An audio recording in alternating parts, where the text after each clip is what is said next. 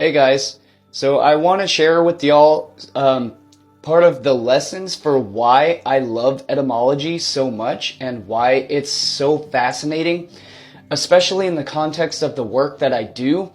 I was having a conversation with a good friend just the other day, and the conversation came up about, having children, and I mentioned how, the personal responsibility of children, having and raising children is a huge responsibility, and I use that word responsibility in exchange synonymously with the word burden, because obviously to have children and to raise children in a family is obviously to carry a very heavy, important burden. And she kind of got a little triggered by me saying that children are a burden, and I understand the context as to why. I mean, it can definitely be disappointing to hear that someone would think that, having kids would be considered a burden. And so, but I explained why. I was like, well, of course, everybody understands that having kids is a great burden to carry, to bear.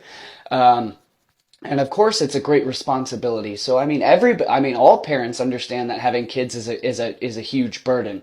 And I don't mean that in a bad way or a negative way. It's a responsibility. It's a burden that we are willing to carry, that we're willing to bear. It's a cross that we're willing to bear. It's what we're willing to put that effort and it's just like the etymology of the word passion.